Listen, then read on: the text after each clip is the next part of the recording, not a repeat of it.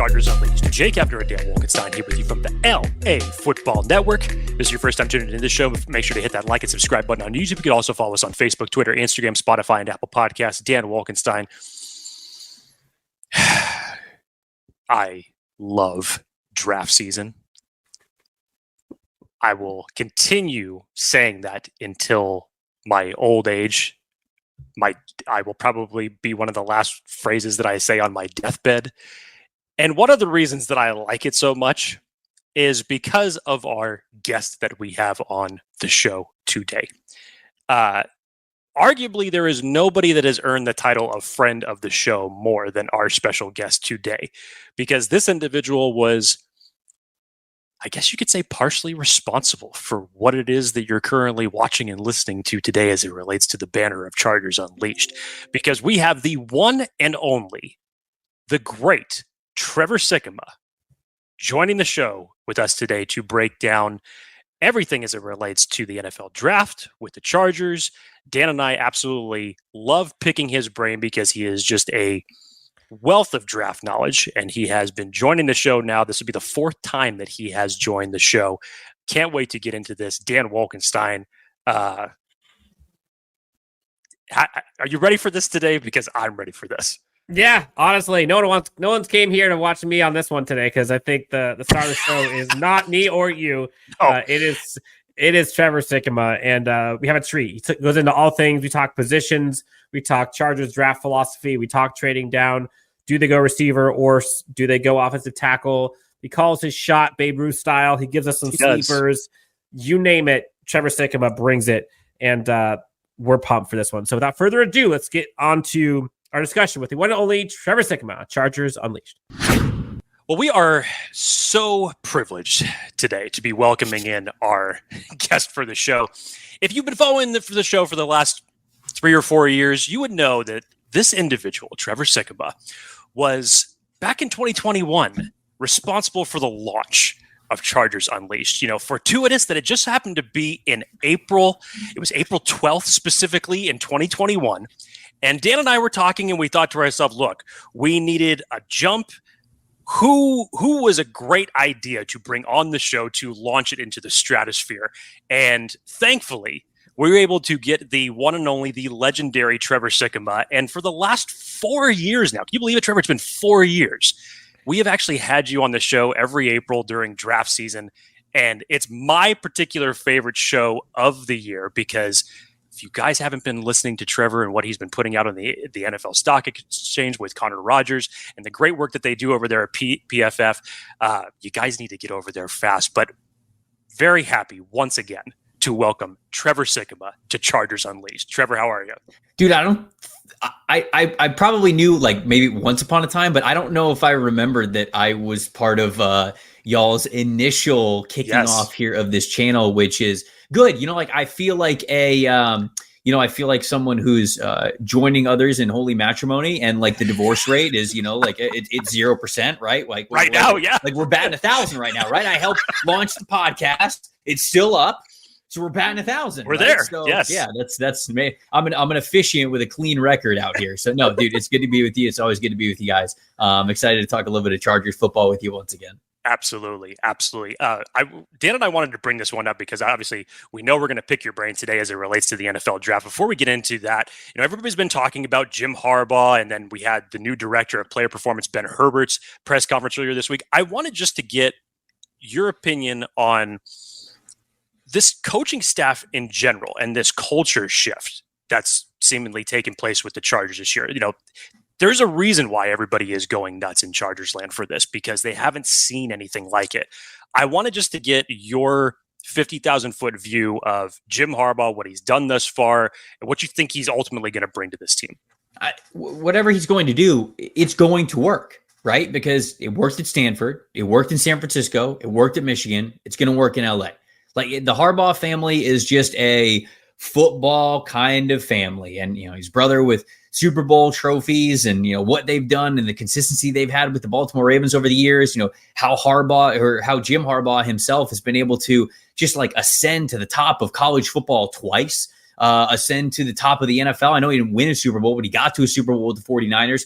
And goodness, I was actually watching the accelerated kind of like highlights, key moments of that Super Bowl between the Niners and the Ravens. Those teams were sick. I mean, like those dudes are huge. They're strong. They're flying around. And it's just like, man, what an incredible team that Harbaugh was able to build and coach. And I think that we saw that reflected in what he did at Michigan, how he started really from ground zero, built that program up. And I think he's going to do the same exact thing with the Chargers. So Harbaugh is somebody that I have a ton of faith in, and I can understand why the NFL has been very interested in him over the last couple of years. Now, I'm not going to lie, I was a little skeptical when people would bring up Jim Harbaugh's name when Michigan really had not turned the corner yet. It had been 3-ish, 4-ish years before Michigan really started to be good, and I was like, man, he went to Michigan and it's just not going well there. I just don't know if this dude's built for it, and it was all part of the process, right? I mean, like they laid the groundwork. They built things the right way. They weren't going to be able to get the highest prized recruits right away, but little by little, they chipped on it. They had the best offensive line in college football over the last 3 years, an unbelievable defensive line with some crazy talented athletic pass rushers on the interior and the edge, great skill position players, good quarterbacks, and obviously we saw what they were able to do when they got McCarthy. McCarthy only lost one game in college football over the last 2 years because of it. And so I just think that's a testament to the kind of a program builder and talent evaluator that Harbaugh is. So my answer to that question is I don't know exactly what it's going to be, but it's going to work because it's worked at every other stop. So why would I think otherwise? Now, one of the things for Jim Harbaugh that I think gets so many people excited and kind of transitioning to like the draft, which is, what you live and breathe, right? Is you kind of see that culture shift and like the time he put in and the coaching staff that he brought in built up. And you saw Ben Herbert a couple of days ago, the director of player performance, just go crazy and like got everybody hyped, got me up there with dumbbells, like went nuts. And I guess the question I had for you was seeing what and how he transformed Michigan from like a player development perspective and like a success and a strength and physicality. Some people question if you can translate that to the NFL. Do you see that translatable? Do you see NFL players buying into that stuff as much as maybe some of the younger kids in college would? Yeah, I mean, I do, because we do have the evidence of what he was able to do with the Niners. Now, obviously, like it's a different age, right? He's 10 years ago, right, when he was doing that and building that team with the Niners. So it's a little bit different. I mean, I just think the society is different. Younger generation's a little bit different. Getting grown men who are in the NFL to buy in is different than getting, college kids to buy in. It is. And I'm not sitting here saying that, college football is not a full-time job. It is. We don't need to get into that. I'm not trying to go down a rabbit hole, but there is a different element to it. But ultimately, I think the reason why it will work with Harbaugh is he commands respect.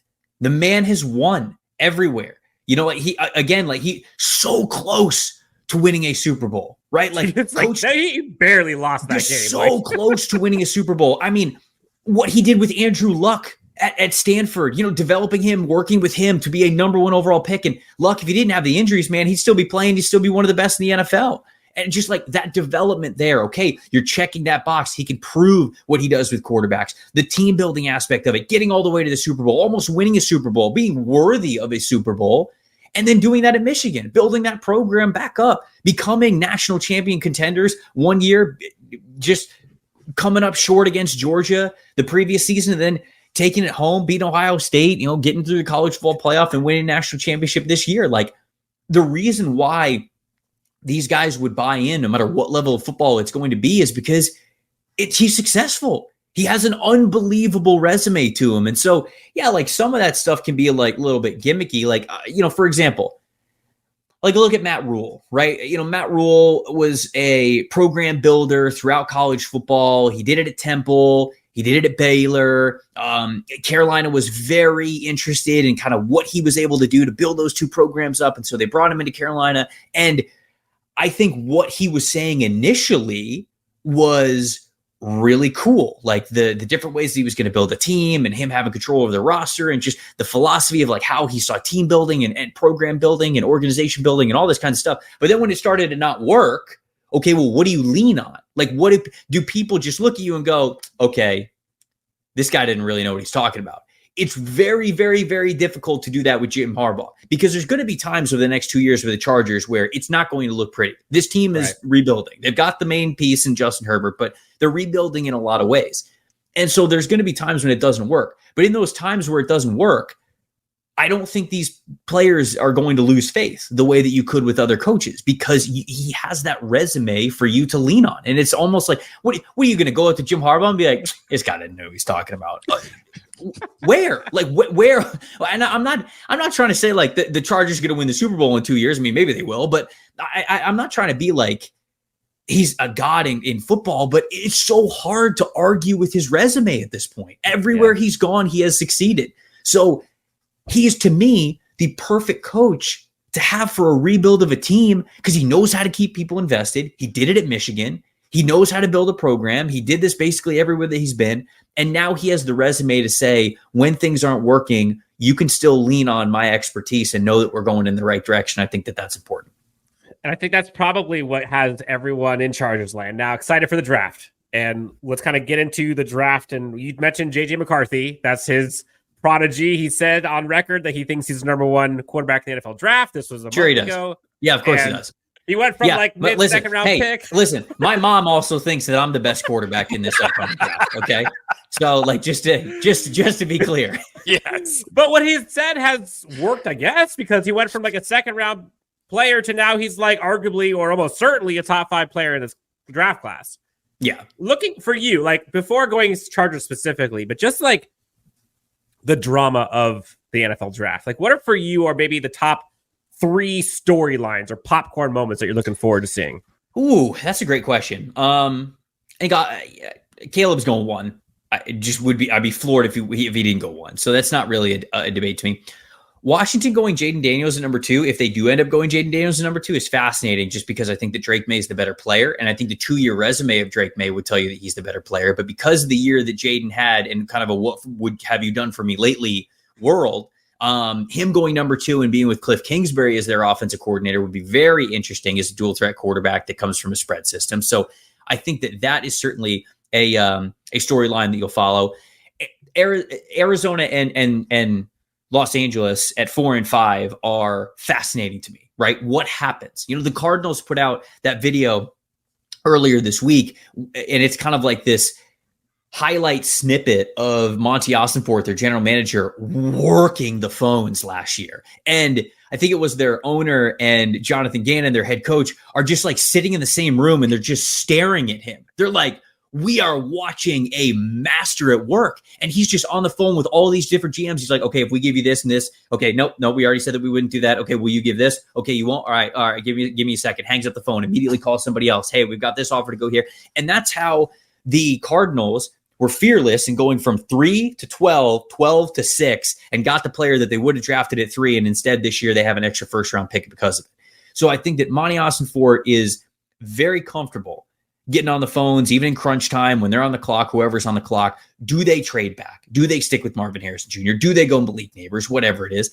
And then the Chargers are I think a fantastic team as well, because if McCarthy is still on the board, who's going to sell McCarthy harder on the phone than the team that you're trying to trade up to go get, right?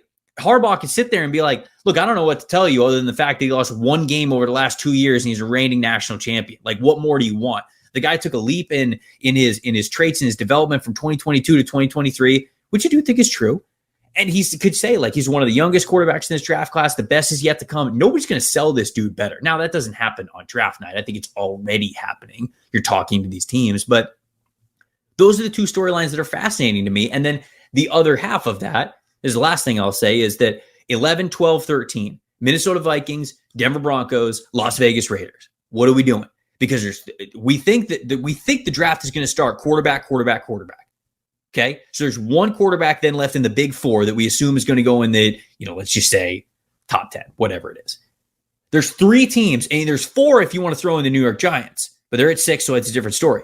There's 3 teams sitting 11, 12, 13 that are all incredibly desperate to get a franchise caliber quarterback to invest in. And there's only going to be 1 guy. So the bidding war between these teams, especially when it comes to, like, I think about this, right? I know I'm going off on a tangent here, but Minnesota. This is the meat and potato. This is what Chargers fans, like, we're going to get to this, but like, what happens at 5 and how they cope?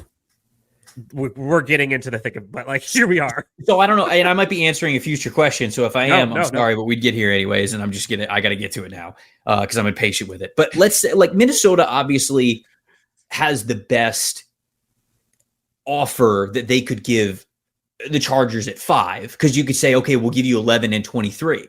Right. And those are 2 first-round picks in a very good draft class that we have right here. So that's more valuable than future draft class picks that we don't know what the draft is going to look like. So if that's the case, sure, we could say to ourselves, man, I guess the Broncos are just, like kind of out of luck there. What are they going to do? But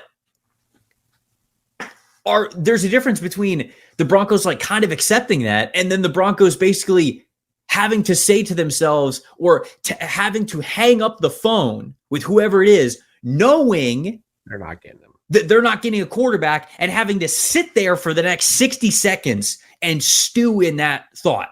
And then them immediately picking up the phone again and being like, all right, tell me what do you want? What do you want? What pick? What player on our roster? What do you want? Let's make this happen. And that's where I think this is going to get incredibly interesting, because not only with the hard not only are those 3 teams extremely desperate, but the Chargers are in the same division as the Broncos and the Raiders. So they're not for basically, I don't know if there's any price that they could move back for, knowing that they're about to give one of these teams a quarterback. So then all of a sudden, does that affect Minnesota's leverage? Does that affect Minnesota saying, well, you're not going to trade with the 2 teams behind us, so we don't got to give you that much because we already know that much? Does that go into it? Did the Broncos become unbelievably desperate with the Arizona Cardinals now, who already have 2 first-round picks this year, who could probably be okay with taking first-round picks next year? It's the whole scenario is fascinating to me. And as somebody who is in a mock draft competition every year and is like currently top 20, like my average score is like top 20 of all mock drafters in the industry, I am sweating because if this trade, whatever it is, does not happen before the draft, all hell is going to break loose when the Cardinals come on the clock at number 4. So I kind of like think of that as like, oh, the most of my brain is like, this is so exciting. This is great. This is going to be so much fun to watch. It's going to be so much fun to do a live broadcast for, all this kinds of stuff. And then the other part of my brain goes, your mock is going to be so horrible with accuracy if we don't get a trade before draft night, if we don't know exactly who is going to be on the clock at number 4 or number 5. And so it's just going to be a lot of fun to watch unfold. This is why draft time is just the best time. It is, man. Because you care about teams that have nothing to do with you. Obviously, like, we're on a Chargers podcast and y'all are at the center of it, it feels like. So it's a little bit different, but like, they're fans of teams of, the Green Bay Packers, who are like, I'll read an article or a mock draft about what's going to happen at 4 or 5. It has nothing to do with them, but they love it because this is like the team building part of this, and is to me the fun part of football. Yes. Okay, so let's get into this. I wanted to actually start with this because this actually, the question I'm going to ask you is been a very polarizing question for Chargers fans to answer when they've seen certain mock drafts come off the board and there's a certain player at a certain position that gets selected when they know that there's a Marvin Harrison Jr. or Malik Neighbors that's sitting there at 5. So you did a what would you do mock on your last episode with Connor, and a triple threat style with Bengal as well, which was great listen, by the way, where you had the Chargers actually selecting Joe Alt. And I know that you were actually going back and forth. It was, I believe Malik Neighbors was still on the board at that point in time. Mm-hmm. I wanted to know how you finally came to that decision. Was it simply because you knew what Jim Harbaugh prioritizes? I mean, I'm sure you were taking into account that Keenan Allen and Mike Williams were still obviously not on the team. Mm-hmm. But what ultimately led you to that? Because we've seen so many other people just automatically go there, whether it's at 5 or if they trade back to 11. What brought you to your decision on Joe Alt? So winning in the trenches is paramount. Like, it really is. Like, I'm all for, like getting the big skill position players. You absolutely need those guys to succeed as well. But the idea of having Rashawn Slater on one side and Joe Alt on the other to have just 2 absolute walls at your tackle spots, hopefully for the next, half decade, you would absolutely, I mean, you got to be able to take that. And sure, the Harbaugh effect, I kind of bring that into account. I know it's a what I would do mock draft, but I think about Harbaugh and I think about how Michigan was able to have the success that they did. And it's because their offensive line was the best offensive line in the country over the last 2 years. And, I'm sitting here evaluating a lot of these guys as individual draft prospects. And it's not like they have a top 10 pick on their O-line.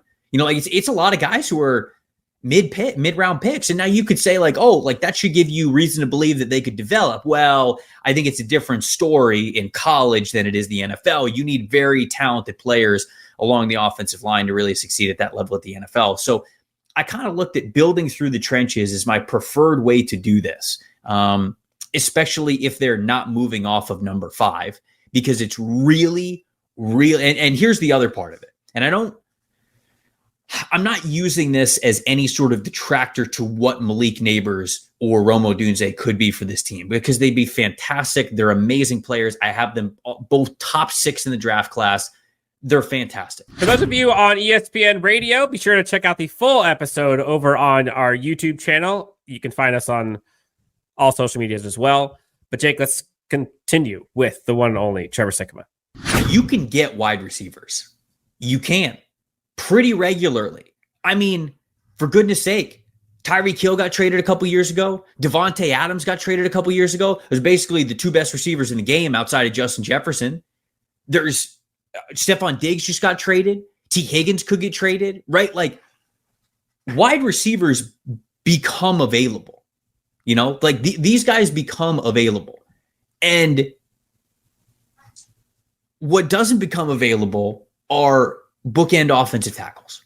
That is really, to me, the better investment at number 5, because you so rarely get the chance to draft one of those players. And I think the Chargers are always going to hope that they're going to be better and better as the years go on, and you're not going to be picking in the top 5.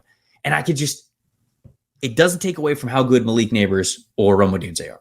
But the Chargers are in a multi-year little rebuild here, whether you want to call it a full rebuild or not, because they've got the quarterback, whatever. Over the next 2 years, they will be able to get a very, very good wide receiver. They will be able to get, I promise you, 2 very good wide receivers. They will have that opportunity if they choose to do so. They will not have the opportunity to get an offensive tackle as good as Joe Alt over the next 2 years, over the next 3 years, or basically until they're picking in the top 5 again. That's kind of the way that I logicked myself into saying, let's go with Joe Alt instead. I can build this team and get wide receivers in the next couple of years. But in terms of the guys that keep Justin Herbert upright and keep him in the pocket, you're just not going to have that opportunity to get those kinds of players. Okay, so I can feel Chargers fans, the smoke going out of their ears, because I'll be honest, I'm with them in the sense that knowing how the Ravens typically do things with the BPA mindset, and knowing this draft class, and there's no and I could be wrong, Trevor, for BPA wise, where does Joe Alt rank on your list roughly? Is he below or higher than Neighbors, Odunze, and Harrison? He is right in between. I have Neighbors at 4, I have Joe Alt at 5, I have Rome Odunze at 6. And then is Harrison Jr. 1 or 2 or 3? 2. Yeah, Harrison Jr. is 2. Yeah. So I Chargers fans, the thought is there's no way in hell that Jim Harbaugh or Joe Ortiz can sit there and tell me with a straight face that Joe Alt is the best player available at 5. There's no way. And while he might be a generational offensive tackle, the Chargers team has no receivers right now. It's none proven. You got Josh Palmer, who I would say is a very good wide receiver 3, wide receiver 2, probably ceiling. Unproven Quentin Johnson, Darius Davis, and you have a chance to get an elite generational weapon to give Justin Herbert, who he has not had, in terms of explosiveness. Mm-hmm. You're going to actively pass away that opportunity for the tackle when you have a tackle on the books who's already making $10 million, who's average, if you want to say that, but who can develop. You already got some tight ends, some running backs, you could possibly help with the trenches and help with blocking. You're going to give up that opportunity for a tackle, feeling like that's a surplus right now. When you said there's so many tackles available, I understand it. If they trade down anywhere other than 5, I get the tackle. But if you're at 5, and I'm telling you right now, Trevor, if Chargers fans sit there and watch Malik Neighbors on the board fall directly behind them to New York, it will be an absolute shit show. But here's the thing. They'll come back if the offensive line is one of the best offensive lines in the NFL in 2 years, and they traded for whoever the next wide receiver one is, right? Like, all I'm saying is, look, I don't. The reason why I think I bring it up is because I wish. I'm not saying that you can't have a preference. Like, if you say, "Hey, we got to take the receiver," I will go, "Okay, I got Malik." Like I said, like I got Malik Neighbors at 4. Right? Like I have Joel at 5. I have Malik Neighbors at 4. If you want to be like, hey, stick to the board. Okay. I think Malik Neighbors is incredible. If you wanted to pick one of these wide receivers, I'm not really going to fight you on it.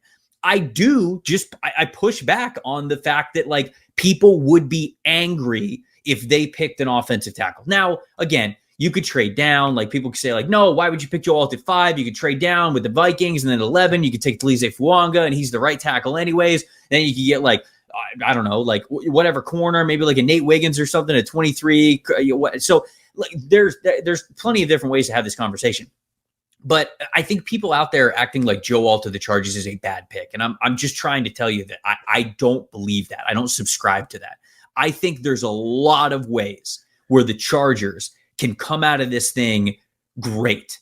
And I believe that Joe Alt is still one of those ways because, again, I understand that the receivers in their current receiver room don't look pretty. I get it. But I'm also not going to pass up on a guy who I think we get carried away with longevity numbers. But like, if you think that Joe Alt and Rashawn Slater can be your bookend tackles for the next 8 years, let me tell you, you're going to have plenty of opportunities to get wide receivers on this team over the next 8 years. It's not that a Joe Alt pick would not just be about 2024. And I don't think they're really going to be ready to compete in 2024 anyways. So that's why it's not.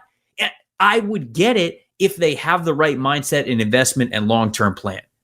If you want the best passing numbers, obviously take the great receiver. But and look, I'm not trying to say that like Neighbors or Odunze wouldn't also be a great long-term pick. Totally.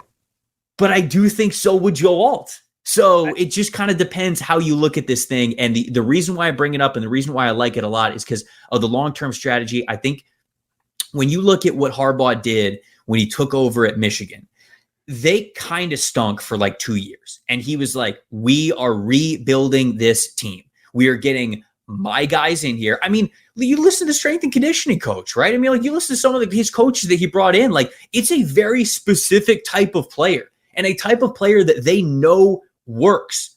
Over the next 2 seasons, you are going to continue to see players fall off this roster, and they're going to replace them with guys that they know that they feel are better for the system.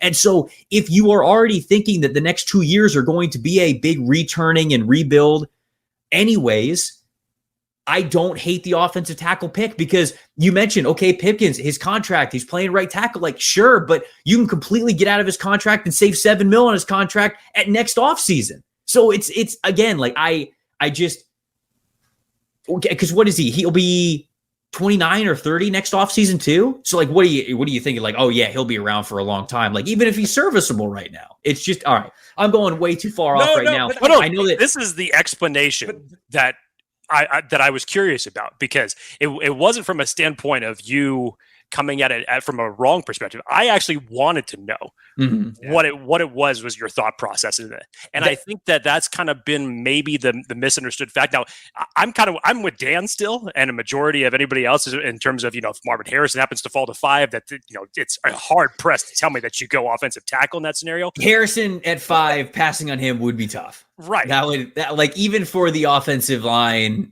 argument that I just gave, like I said, like I don't really think they're in a position where they have a bad option. They have a bad pick, realistically. And so, like, I think Harrison's kind of tough to pass up if he gets to I've said, like, if I had to predict, if Harrison's on the board and the quarterbacks go 1 through 4, there's no way they're going to pass up on Marvin Harrison Jr. If Harrison's off the board, they're going to get a haul for a quarterback needy team. I can see them pass it up on Neighbors, as much as that pains me. But let's try to ease some of the minds of Chargers fans and a lot of fans here, because you said it. This wide receiver class doesn't just stop at those three. Like, this wide receiver class is very good and very deep, especially on day 1 and day 2. And there's probably a handful of day 3 guys that can cook. One of the statistics that I've seen you bring up, and the random ordinary folk like myself don't have access to it, where you talk about like separator and separator percentages and things that you have access to that a lot of people don't. And the Chargers team needs separators and needs explosiveness.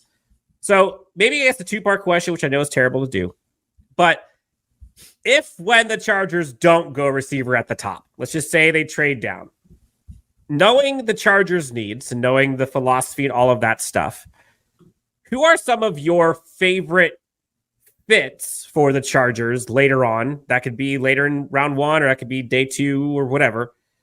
And then if we're just looking in terms of pure separators or explosiveness, like, who are those guys?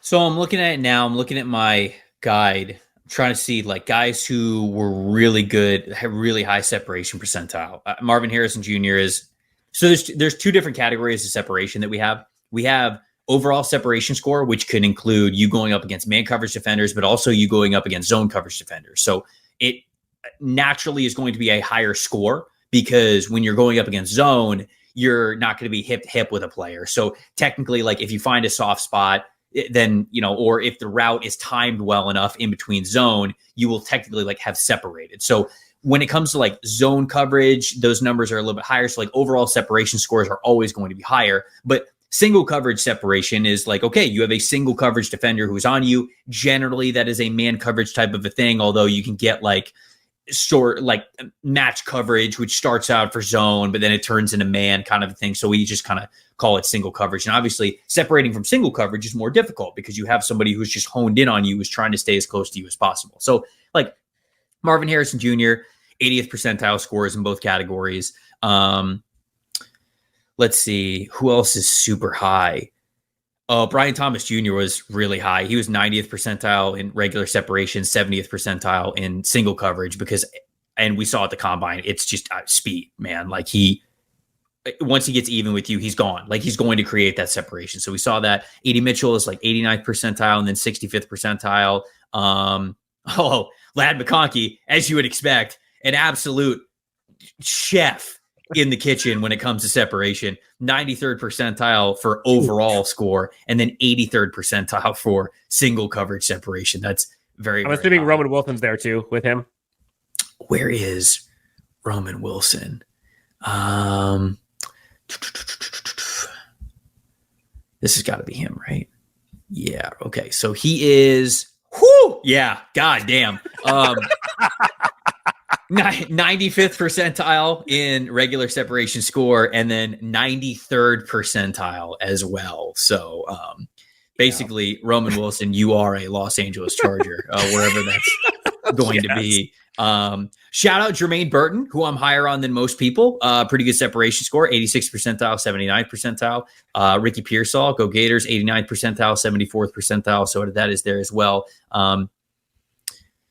Xavier Worthy's scores are high, but he's just faster than everybody else that he went up against. So that one definitely makes a lot of sense. But so some of the vertical guys, it's a little bit skewed. Like if you're just a true burner, like if, for example, like Tez Walker as well. Like Tez Walker's got separation scores even against single coverage in the 80s. And you would say, okay, well, you kind of got to, I say this to people all the time. The PFF advanced analytics data only truly makes sense when you watch the film with it. Like you have to watch the film. It has to show up somewhere. And Walker's separation percentage of being in the 80th percentile versus single coverage, that makes a lot of sense for him because he's just faster than everybody at college. So, you know, if he is just getting a clean look off the line of scrimmage, if he's even, he's gone.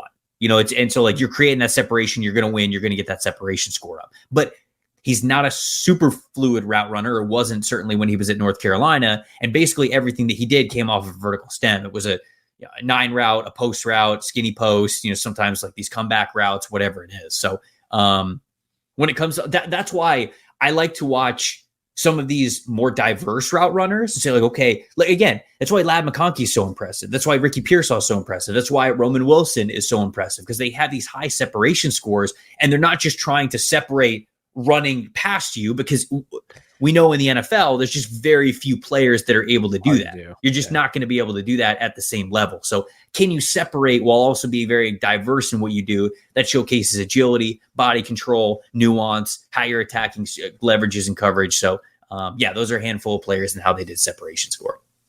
Now, one of the top needs for this Chargers roster is corner. They desperately need help across from Asante Samuel Jr. And this class has plenty to choose from, whether or not we're talking in the slot or outside. And much kind of in the same breath as what Dan was asking about the wide receiver fits. When you look at what Jesse Minter is going to be bringing when he's running this defense, who stands out as it relates to the DBs that would thrive in that spot? Yeah, I wonder, talent always kind of determines what you do in coverage, right? Like even Minter, sure, I think that they'd love to be as aggressive as possible. Like you'd love to be able to like call man coverage as much as you possibly can. And, I think Michigan had a lot more flexibility being able to do that because they had guys like Mike Sammer still, Will Johnson, who's going to be a first round pick next year. And so it kind of depends on the players overall that you have. But look, Quinyon Mitchell to me is scheme proof. I mean, he was a phenomenal off coverage over the last 2 years. Toledo basically only played him in off coverage over the last 2 years. And, there's a little bit of concern with press. I think he played like 40 total press snaps this past year out of like 380 coverage snaps. So very, very, very seldom was he used in press coverage. And then they put him in press at the Senior Bowl when he absolutely locked people down. So it's like, okay, well, I'm not worried about that anymore. So I think he's pretty scheme versatile. I also think Cooper DeJean is very scheme versatile. Like, I don't think, honestly, man, I don't think Cooper DeJean's getting enough love right now. I think just because he wasn't able to test at Iowa's Pro Day, like he had the injury, so he missed a bunch of games this season. People forget about the 2022 tape, man. I have him as a top 10 player in this class. I think he's awesome. He's got the size. He's got the fluidity. He's got the overall athleticism. He's an absolute playmaker before and after he gets the ball in his hands, because he gets the ball in his hands a lot. He can play off coverage really well. He can come down and tackle for you. I'm never going to be worried about him being a tackler playing close to the line of scrimmage. He can blitz. He's got the all-around athletic profile. I think he's fantastic. So I think that he would also be great for Michigan, because just like Michigan has the motto, no block, no rock for their skill position players. Like if you don't block, we're not throwing you the football. You're not getting on the field. I think the same can be said for defense, but I don't know if they have a phrase that rhymes well enough of if you can't tackle, you won't play, like straight up. And so I wonder if just how good of a tackler DeJean is makes him a big-time candidate for a Minter defense and a Harbaugh defense and kind of what they want to do there. So those are the two guys that really stand out to me the most. Arnold's probably next just from a talent standpoint, but you get a little bit further. Again, like I think Ennis Rakestraw Jr. from Missouri, I know he didn't test really well. I've got a little bit of concerns with his overall athleticism, but guy who'll come up, won't be afraid to tackle you. You'll probably have to play him in off coverage. And so again, like this is kind of, do they want to lean more towards playing quarters and two high stuff, or do they want to get more aggressive and try to play that 2-man, maybe single high stuff, playing man coverage on the outside? It all kind of depends what they want to do more so moving forward. So, got a couple more for you, Trevor, and thank you. Honestly, I think this is like the detail that I think a lot of Chargers fans have been desperate for. Sure. Because you see Chargers draft Joe Alt, and it's like, throw in the trash, but like they don't see the why. The contact. I mean, just throw all mocks in the trash. It's fine. That's right. That's also No, true. I'm just kidding. No, please keep clicking on mine. My family is starving. Please. Keep the lights on over there. Look, you mentioned how important the trenches are for the Chargers, and offensively and defensively. Mm-hmm. And the Chargers, by the grace of God, kept both Khalil Mack and Joey Bosa. Both took a pay cut, which is pretty miraculous in my opinion. Yeah. Defensive line. I thought Mack was gone, man. Same here. I thought Mack was gone. I didn't. And again, I wonder if that's just more of a testament to like the Harbaugh respect, because I mean, like this dude's over 30, man. He didn't have that many years left. Go play for a contender. Like you could have got out of Los Angeles and you could have gone and signed with anybody you wanted to. And instead he took a pay cut to come back to LA. Shoot, man. I think that speaks volumes. Didn't mean to cut you off, but like I was so shocked about that they were able to keep him. Totally. I think a lot of Chargers fans were both him and Joey Bosa for different reasons. But I do think, I don't know if you've seen it, but there's a connection between those two. And it seems like there's a lot of like unfinished business because there's been a lot of injury that's kind of plagued their ability to be on the field at the same time. But like those three, Bosa, Mack, Thule, drafted last year. Like, that's great. Interior, though, specifically on defensive line, like we know the Newton is your guy, right? Like that's the one who I think most people have. Like Johnny Newton's just a beast, right? But like, what's your take on the interior defensive line? You don't hear much talk about that group. Chargers definitely could use some help there too. Where's kind of the sweet spot for that side?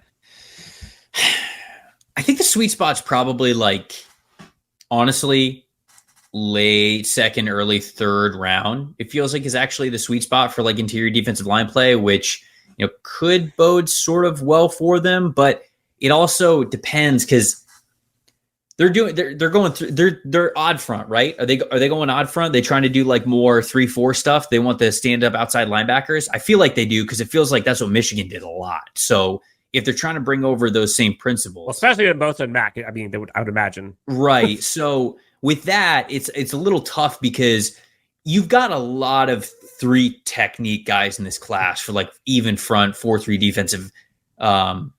defensive schemes where you can kind of have one of your defensive tackles basically just be like a one gap kind of a player and he can kind of wreak havoc for you. Johnny Newton would be that player. Byron Murphy would be that player. Although like Byron Murphy could obviously play in a 3-4 as well. He did at Texas, but to get the most out of him, you'd probably want him in a 4-3, I think. The same thing for Braden Fisk, who I think is, in my opinion, those are the top 3 defensive tackles on the board. And Fisk he's got short arms, but he's super athletic. He's a really good, like one gap penetrating 3 technique defensive tackle who can get into the backfield, make tackles for loss, make sacks. But I don't know if they're really going to prioritize those kinds of guys. So then you get into like late second, early third round.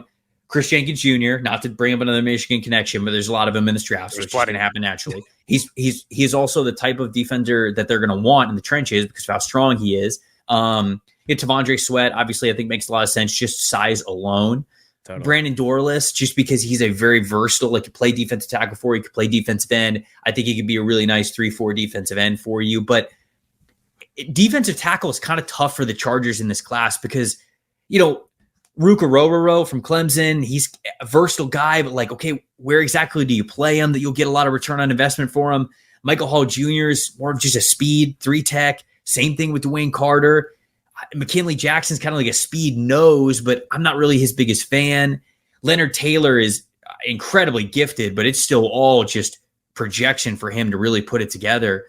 Then you get into like Mason Smith from LSU would be fantastic, but he's 3 years into his career. He had the ACL injury, did not look impactful this past year. And so how much longer is it going to be? Is he going to be able to hit the ground running in the NFL? So I'm not going to lie, like defensive tackle's tough. Yeah, there's some players to like, but if you're an odd front team, there's not a lot of defensive tackles in this class who I'm like, oh yeah, easy fit, totally makes sense. Because I even listed some guys right there who, I mean, we're talking like early day 3 now. We're going into 4th round stuff, and it's still like, I mean, sure, maybe, but the fit's not totally perfect. So I'd say Chris Jenkins Jr., Brandon Dorlus, Tavondre Sweat. Then obviously I think the top 2 guys would make sense for any team in the NFL, but those are the names that I would target for the Chargers. One position that I feel like recently has started getting a little bit of love back is the center position. I know people were not very high on it a few months back, and specifically with the Chargers and bringing in Bradley Bozeman on a 1-year deal, you know that they're going to be looking for one of their long-term centers in this class.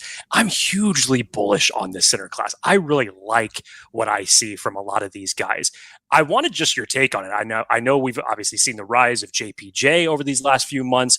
Zach Frazier has just, if he did not get injured, in my opinion, it would be between the 2 of them duking it out. But you have so many other guys that are these hybrid, interior offensive line. Some have played all 5 positions. I just wanted your take on this class as a whole, because I feel finally like starting to come around as far as what people are feeling on the center class. Yeah, I think the center class is good. We don't get that every single year. You mentioned JPJ. I think is going to be somewhere in the late 1st round. I think he'll probably go somewhere in the 20s. Zach Frazier could very well be someone who sneaks into the back end of the 1st round. I've talked about him as being a sneaky potential 1st round pick. Honestly, he's probably a 2nd round pick, but he's good enough, I think, where he's got that center guard flexibility to him. He's got the body type to be able to play both, and so those guys I think are really nice options. Somewhere in the top 40, anywhere from pick 20 to 40, you could get one of those guys and expect them to start at one of the interior spots. Cedric Van Pran from Georgia has started at center over the last 3 years. He's a powerful guy. You don't really want him in zone blocking schemes, but in terms of man or gap schemes, teams that run a lot more power between the tackles, get north to south. I mean, he can move people, so he's a lot of fun there. You got some later guys like Hunter Norzad from Penn State, who I think is really feisty. Tanner Bordellini from Wisconsin, who I'm not going to lie, like I did not love Tanner Bordellini's tape when I first watched it during the season, because I noticed that the arm length, man, it was going to be a major issue for him. And he showed up at the Senior Bowl. He played a lot better than I thought he was going to. Went back and watched a couple of games and went, you know what? Okay, this guy's smarter than I'm giving him credit for. Like he understands the geometry of trench play, right? The leverage, like walling guys off, like being able to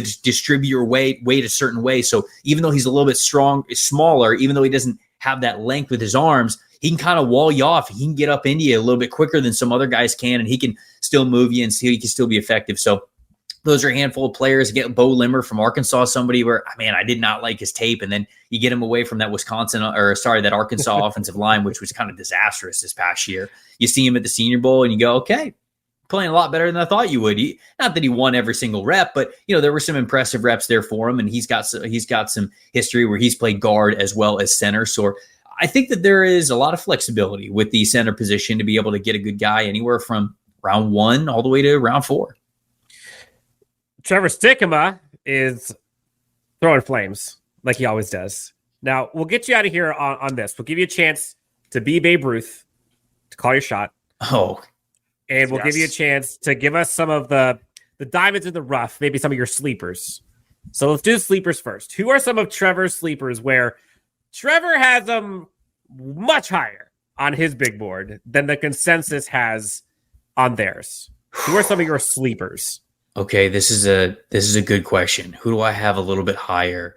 Javon Baker, the wide receiver from UCF. I have said this before. I think that if this was a normal wide receiver class, he'd be a top 10, maybe top 8 wide receiver. And instead he's going to be like wide receiver 15 just because it's so good. But he's a former Alabama player who transferred over to UCF. He's got a ton of talent. I do really like Javon Baker. I'm higher on him than most people. Bucky Irving, I guess. I didn't realize I did the running back ranking episode with Connor Rogers, and Connor didn't even have him in his top 10. And I think I had Bucky Irving at like 4. And I was like, I was shocked about that. I was a little offended. Yeah. When we were doing that podcast, just because of how elusive Bucky Irving is. I get it. Like, he's small. He's not the greatest athlete, but he is somebody who just, like, the RB vision, the one cut ability, the agility, I think he's fantastic. So decently high on him. Love Max Melton as well, the corner from Rutgers. He was, man, I think CB5 for me going into the season. Had a little bit of an up and down year. Wasn't sure if he was a slot guy or an outside guy. He struggled a little bit. Played well at the Senior Bowl. Liked how they used him when they used him in the slot. Kind of got back on him. It was like, okay, I'm back in on Max Melton. And then he absolutely blows up the combine. I'm like, oh, okay, yep, we're all the way back in. He's going to be like a top 80 player on my board. So that's somebody I'm a little bit higher on. I mentioned Brandon Dorless, who I think I'm a little bit higher on as well, just in general. Jermaine Burton, I talked about him as the wide receiver. I'm with you on him. So with Burton, the only reason why I think he's not being talked about as like a second round pick is because I think he's just a little bit of a hothead. Like, you can kind of see it on the field. Like, he plays very, very emotional. I wonder if teams just don't love that for whatever reason. Like, maybe he's just got a reputation. I don't know. I didn't talk to anybody at Georgia or at Alabama, but it's like, I wonder if teams just think like, yeah, he's tough to control. And if that's the case, you can understand why a guy moves down the board a little bit. But he's somebody that I love. Javon Bullard from Georgia, also somebody that I love. I think he's top 50 for me. Where's he at? 48. So I think I'm higher on Javon Bullard than almost everybody, just because I think he is a versatile, talented nickel defender and safety type of a player. I mean, this is a dude who was playing on national championship teams at Georgia as an underclassman, as a sophomore. You only get on the field at Georgia if you're a sophomore, if you're really damn good and you're really disciplined. Like, if you've got fundamentals, if you're not screwing up. So he's not only really talented, he loves the dirty work part of playing defense. He loves to come up and hit despite the smaller size. And he's a good athlete too. So those are a handful of players that I think I'm higher on than most people. I don't know. Maybe Bo Nix did the same thing, but it feels like people are kind of coming around to Bo Nix, which they should.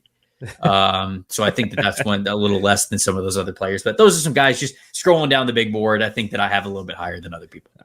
All right. This is the best question that we always get to ask you because your track record is actually pretty damn impeccable when we get to this question. Okay. So for those of you who haven't been watching the show that often, we asked Trevor in 2021 to basically call his shot on who he thought the Chargers were going to take. And he knocked it out of the park because he said the Chargers were going to get Rashawn Slater and the dream scenario of Asante Samuel Jr. in that particular year. Last year, I remember him lauding over. I even remember how he said it too, because he said, God, the Chargers would just love to get Thule. And sure enough, in the second round, Thule was there. So Trevor's track record in terms of predicting who the Chargers are going to take is pretty damn good. So I once again go to you, Trevor Sikkema. Who do you think, when it comes down to it, the Chargers are on the board at 5? Let's take the trade equation out of it. What do you think that they ultimately do? Wait, hold on. I'm adding to this. I'm upping the stakes here for Trevor because it's clearly too easy for him years past. So you got day one, easy, a day one, a day two, and a day 3 pick. And the day 3 pick, it better be Taj Washington. But one of those three. Oh, sure. Okay. Wow. Who do I think they're going to take at 5? I think they're going to trade down at 5. Okay. So let the record show that I think they're going to trade down. Okay. Well, we could do a multi-universe approach where you could do if they no, because that's cheating. That's cheating. So like I think they're going to trade down, but I won't make the prediction there. I wonder if they like Rome better because of the blocking, because of the size. I wonder if they're going to like Rome better. Well, we know Rome doesn't block better than Joe Alt. So are you leaning wide receiver, Mr. Sikkema? Oh, he is. Obviously, it's the big 3. Yes. And if I pick Joe Alt, then all of your listeners are just going to hate me. And I'm really trying to do. Good picks. All I'm really trying to do is preserve my career. So I have to get people to like me. I'm going to say Rome Odunze in the first round. Oh man, second round. What do they pick? They pick 37 to 69. So you can pick one of the two. You don't have to do both. You can just do one of day 2 and one of day 3. I will say, oh man, it's so tempting not to pick Sandra still. Yes. Yeah, it is. I mean, they don't have anybody that can play that spot, right? No, I mean, they've got Asante. Maybe. Yeah, I guess. I had Taylor in the spot last year, but Sandra still is just an animal. Okay, I'm gonna go. Yeah, but then if I do that, then that's 2 picks that aren't in the trenches, and they're gonna pick a trench player. So I feel like I can't do that. The beautiful thing is, like, Michigan has everything covered. He's like, you can go Colston, you can go Jenkins if you want to do that. You can don't lead the witness. Sorry. All right, I'm going Rome round 1, and then I might go T'Vondre Sweat round 2. That'd be sick. I'd be out. Because if you trust your background information on these guys, and if you trust your strength and conditioning staff, right? Which very clearly you do. I mean, you're just the size cannot be replicated. So I'm actually going to say T'Vondre Sweat on day 2, and then day 3. Who would be a good player for them on day 3? This is a great question.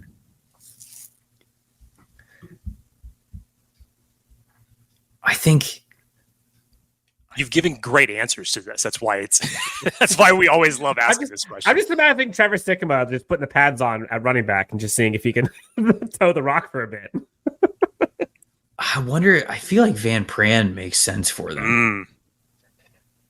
Because they're gonna want to get nasty, and like Van Pran's super smart. He's very smart as a football player, and he's also super tough. And he's been the centerpiece of the offense for the Georgia Bulldogs has been one of the best programs in the country. I mean, Michigan played against Georgia in the college football playoff a year ago. So like he knows, like he gets it. If he likes Van Pran, then it would make sense because he's got a first hand account of like him. I wonder if they would go with him at the beginning of the 4th round because he got 2 4th round picks. I don't know. I don't know if Cedric's going to go in the 3rd round. I love how painful this is because like I'm going to say, well, because I don't want to be wrong. See, okay, so I will go with Van Pran, but then I'm also giving I got to give like a caveat answer, like in case he goes in the 3rd round, because then that doesn't count. Fair.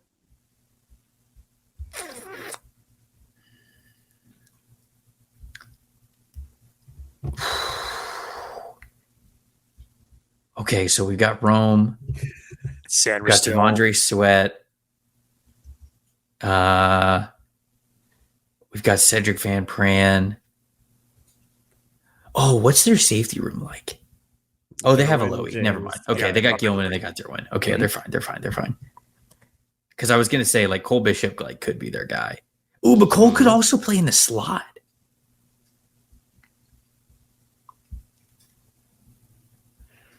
All right, I'm gonna pick. No. Well, okay, wait. So did I pick Sanders still in the 2nd round? Is that what I did? I thought I was doing day 1, day 2, day 3. Or you did? No, you did. You passed on picking him because you picked Trevondre Sweat. So that was your pick for day 2. Right. So I got okay. So I have Rome Odunze, I have Devondre Sweat, I have Cedric Van Pran, and the other one I'm going to say Cole Bishop. I'm just going to say Cole Bishop because he can play in the slot too. So, man, Chargers fans are probably already like, wait, hold on. I was so prepared for Malik Neighbors on this pick, and he went Rome Odunze. Oh no, what do I do? It's one of the 3. I don't know. Don't ask me for 3 weeks. Like I said, I'm already sweating over my accuracy mock. So. Trevor, you're the best, man. The amount of knowledge that you have, like I would love to learn as much as you've forgotten about these prospects and the stuff that you do on Stock Exchange and covering it for basically every network that I've seen on TV at this point. You're one of the best. To see your come up has been like super, super just fun personally, and appreciate you doing this, dude. This is so much fun. Appreciate it, guys. Truly, anytime. Always fun to come up here and chop it up with you guys. So truly, already looking forward to next year. Appreciate it. Yes, sir. Thank you, Trevor.